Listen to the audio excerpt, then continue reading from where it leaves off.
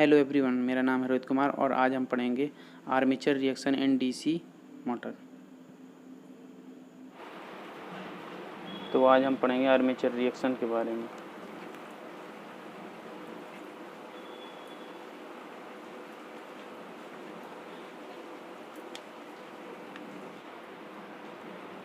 Armature reaction क्या होता है? जब किसी डीसी मोटर में आर्मेचर के कारण मेन फ्लक्स जो उत्पन्न होता है उसमें प्रॉब्लम होना स्टार्ट हो जाता है, तो उसे बोलते हैं आर्मेचर रिएक्शन। इसके कारण जो मेन फ्लक्स होता है वह सीधा नहीं चल पाता है, जिसके कारण ब्रशों में स्पार्किंग होती है। इसको पूर्ण रूप से समझने के लिए चलो शुरू करते हैं। सबसे पहले एक पोल बनाते हैं। ये एन पोल हो गया, ये एस पोल हो गया। जब इसके अंदर कोई आर्मेचर नहीं होगा तो इसमें जो फ्लक्स लाइन चलेंगी वो कैसे चलेंगी? एन से एस की तरफ एकदम स्ट्रेट।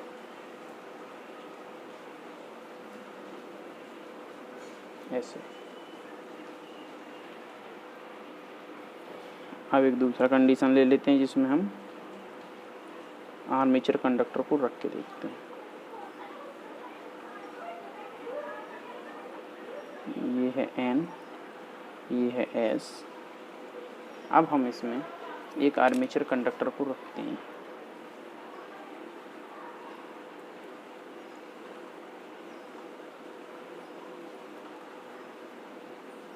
इसमें एक कार्बन ब्रश लगा दिए, ये पॉजिटिव, ये नेगेटिव। ठीक है। तो अब इसमें करंट कैसे जाएगी? ऐसे जाएगी। और रिटर्न कैसे आएगी? ऐसे। तो जब आर्मेचर में करंट जाएगी तो आर्मेचर में ही फ्लक्स डेवलप होगा। आर्मेचर में फ्लक्स की डायरेक्शन कैसे निकालते हैं? मैक्सवेल के नियम से। मैक्सवेल का नियम क्या बोलता है? यदि करंट इस डायरेक्शन में जा रही है तो इसको ऐसे पकड़िए, तो जो आपका उंगलियों का दिशा होगा वो उसमें चलने वाले फ्लक्स की डायरेक्शन को शो करेगा। तो इसमें कैसे फ्लक्स चलेगा? ऐसे, मतलब ऐसे क्लॉकवाइज। और इसमें डायरेक्शन उल्टी है, इसमें अप, इसमें डाउन है, तो इसमें कैसे चलेगा? Anti clock. ऐसे ऐसे। क्लियर? ठीक है। ये ऐसे ऐसे, ये ऐसे और ऐसे, ऐसे से इसमें फ्लक्स चलेगा। जब यह फ्लक्स इस वाले फ्लक्स जो मेन फील्ड का फ्लक्स था, ये हमारा मेन फील्ड का जो फ्लक्स था, जब ये इसके साथ मिलेगा तो कुछ ना कुछ प्रभाव ज़रूर पड़ेगा। जब ये फ्लक्स यहाँ से आएगा तो ये फ्लक्स क्या कर रहा है? इसका सपोर्ट कर रहा है, इसके साथ चलेगा, तो ये फ्लक्स इसको ऐसे आने देगा। लेकिन यहाँ क्या हो रहा है? ये वाला फ्लक्स इसको रोक रहा है, आगे नहीं जाने देगा। और इस पोजीशन पे दोनों फ्लक्स, ये डाउन पोजीशन चला गया और ये वाला भी डाउन पोजीशन चलेगा। दोनों फ्लक्स इस मेन फ्लक्स को नीचे की तरफ जाने के लिए मजबूर करेंगे। तो ये फ्लक्स अब धीरे धीरे डाउन होना चालू हो जाएगा। मतलब यहाँ से फ्लक्स तो आएंगे लेकिन स्ट्रेट ना जा कर के क्या होंगे? डाउन हो जाएंगे, क्योंकि यहाँ का फ्लक्स और यहाँ का फ्लक्स, दोनों ये फ्लक्स इसको दबा रहे हैं। तो ये सभी फ्लक्स ऐसे डाउन होना चालू हो जाएंगे। जब यह इस पॉइंट पर आएंगे तो क्या होगा? ये वाला फ्लक्स जो यहाँ से फ्लक्स आ रहा था इसको रोकने लगता है, तो ये वाला फ्लक्स कमज़ोर पड़ जाएगा। और ये वाला फ्लक्स घूम के इसको सपोर्ट करने लगता है, तो यह इस तरफ से ऐसे निकल जाएगा। मतलब जो मेन फ्लक्स है वो पूरा डाइवर्ट हो चुका है इसके कारण, आर्मेचर रिएक्शन के कारण। आर्मेचर में जो फ्लक्स डेवलप हुआ उसके कारण वह पूरा डाइवर्ट हो चुका है। एक इसमें अलग से बना के दिखा देते हैं। एस, इसमें क्या होगा? ये कॉइल,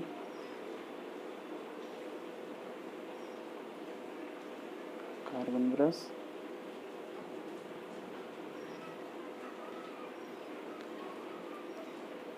इसमें इस समय यहाँ से फ्लक्स चलना शुरू हुआ, यहाँ से फ्लक्स चलना शुरू हुआ और ऐसे नीचे की तरफ चला गया, डाइवर्ट हो गया। पूरा फ्लक्स जो सीधा जाना चाहिए तो सीधा अब नहीं जा रहा है। अब इसको समझाते हैं एक्सिस में।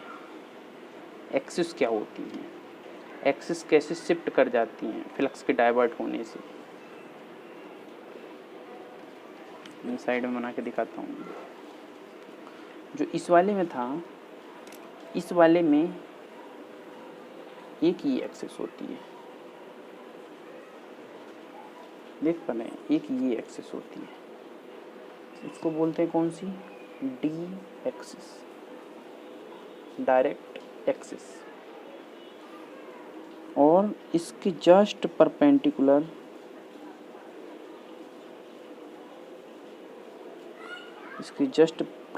कौन सी एक्सिस होती है, क्यू एक्सिस, क्वाड्रेचर एक्सिस। बना देता हूँ, क्यू एक्सिस।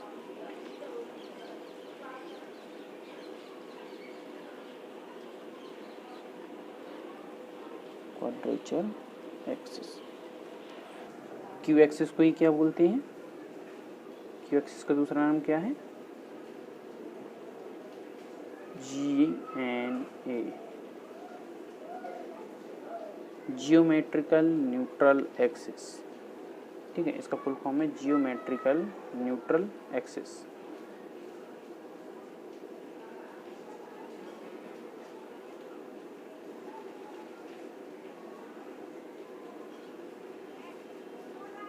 अभी अपनी एक्सिस के बारे में जाना है, इसे बोलते हैं डी एक्सिस, इसे बोलते हैं क्यू एक्सिस।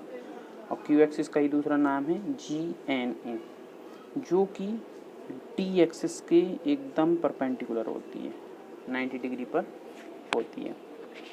अब क्या होगा, एक एक्सिस और होती है MNA। MNA इसका फुल फॉर्म क्या है, मैग्नेटिक न्यूट्रल एक्सिस। अभी कंफ्यूज मत होना, क्यू एक्सिस और GNA ये दोनों एक ही एक्सिस है, ये दोनों एक ही एक्सिस के नाम है, क्लियर। लेकिन जो MNA है वह एक अलग एक्सिस है। जब इसमें आर्मेचर नहीं होता है तो ये जो GNA है यहीं पर MNA भी होती है, मैग्नेटिक न्यूट्रल एक्सिस भी होती है। मैग्नेटिक न्यूट्रल एक्सिस उसको बोला जाता है जहाँ पर, जिस पॉइंट पर कंडक्टर में कोई भी फ्लक्स डेवलप ना हो रहा हो। वो कब होता है, जब यहाँ पर कंडक्टर आ जाता है, यहाँ पर कंडक्टर आ जाता है तो वही GNA के साथ, इस फ्लक्स के साथ में आपका जो फ्लक्स लाइन है इसके साथ में या तो 0 का एंगल बनाएगी या 180 डिग्री का एंगल बनाएगी। इन दोनों एंगल पे साइन का मान 0 हो जाता है, क्योंकि वो होता है BLV साइन थीटा। इसमें थीटा का मान क्या हो जाएगा, या तो 0 या 180। तो जो EMF है वो एकदम डेवलप नहीं हो रहा। जब उसमें कोई कंडक्टर में कोई EMF डेवलप नहीं होगा तो उसको बोलते हैं MNA, मैग्नेटिक न्यूट्रल एक्सिस, जहाँ पर उसमें कोई भी इलेक्ट्रिक ये मैग्नेटिक फोर्स डेवलप नहीं हो रहा है, उसको बोलते हैं MNA। अब होता क्या है इस पॉइंट पर, जब ये शिफ्ट कर जाता है,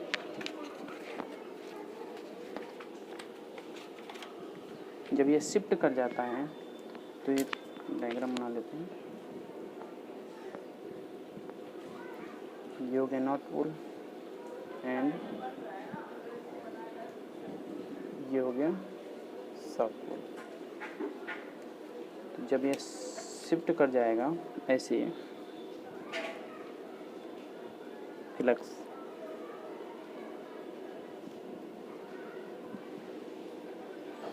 तो GNA तो वहीं रहेगा जहाँ पे था, यहाँ पे था आपका GNA तो वहीं रहेगा, लेकिन MNA शिफ्ट कर जाएगा। MNA इसके परपेंडिकुलर हो जाएगा।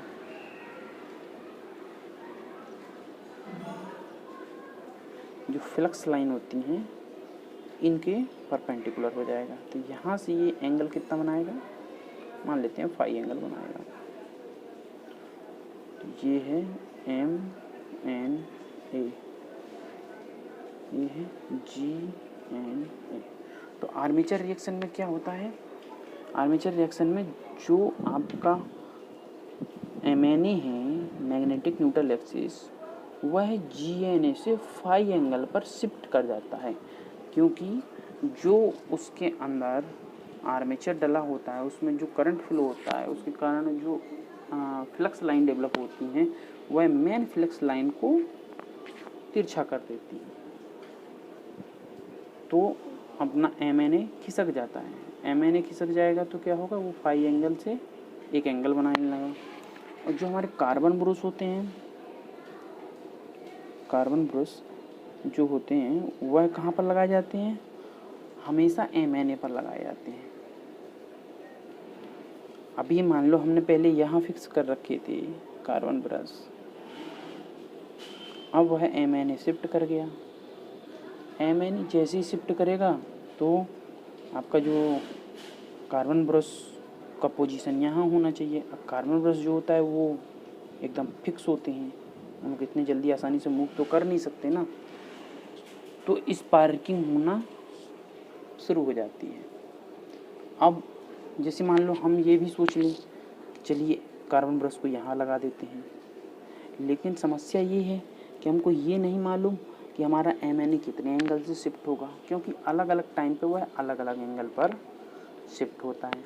जैसे लोड बढ़ेगा तो करंट बढ़ेगी, करंट बढ़ेगा तो जो कॉइल होगी कॉइल में करंट बढ़ेगी, कॉइल की करंट बढ़ेगी तो उसमें जो डेवलप फ्लक्स वो भी हैवी हो जाएगा, और वो जितना ही ज़्यादा तेज़ होगा वो इन लाइनों को उतना ही ज़्यादा शिफ्ट करेगा। तो हमारा MNA का एंगल उतना ही अधिक होता जाएगा। जितना लोड कम होगा, जितना करंट कम होगा, तो वह MNA का एंगल उतना ही कम रहेगा। तो MNA हमारा फिक्स नहीं हो पाता, जिसके कारण हम ये जो कार्बन ब्रश की पोजीशन है वो सेट नहीं कर पाते हैं कि एकदम उसी पे सेट कर दें, तो वह बार बार स्पार्किंग करने लगता है। स्पार्किंग करेगा तो स्वाभाविक सी बात है मोटर जल्दी ख़राब हो जाएगी। तो इनको सुधारने के लिए क्या करते हैं, यहाँ पर आप देखेंगे, एक मैं फिर से डायग्राम बना दे रहा हूँ। ये N हो गया और ये S हो गया। जब इसमें फ्लक्स ऐसे डाइवर्ट हो जाता है, ऐसे चलने लगता है,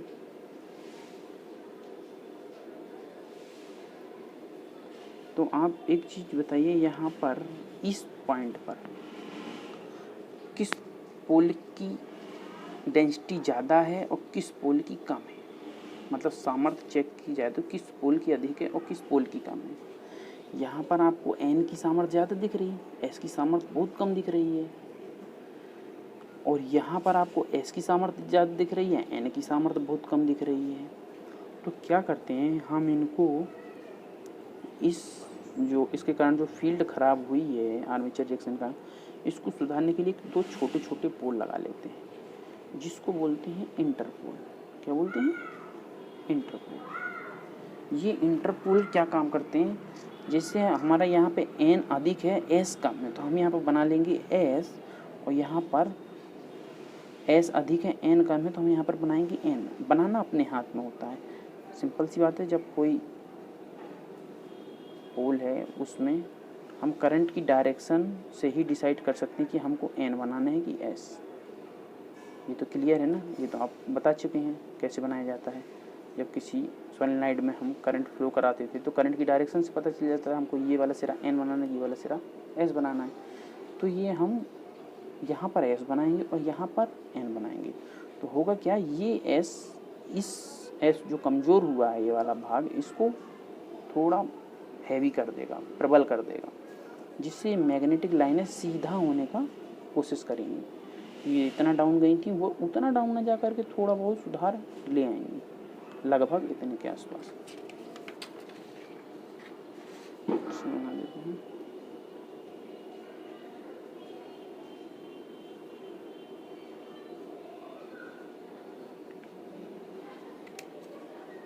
मतलब पहले वो यहाँ तक आ रही थी लाइन, तो अभी लगभग ऐसे आ जाएगी। एकदम आइडियल तो नहीं आ पाएगी, लेकिन फिर भी काफ़ी हद तक सुधार आ जाएगा इसमें। तो ये किसके कारण हुआ? इंटरपोल के कारण। तो आर्मेचर रिएक्शन के प्रभाव को रोकने के लिए हम क्या करते हैं? इंटरपोल लगाते हैं। इंटरपोल लगाने से हमारा जो आर्मेचर रिएक्शन है वह कम हो जाता है और हमारे कार्बन स्पार्किंग कम होने लगती है।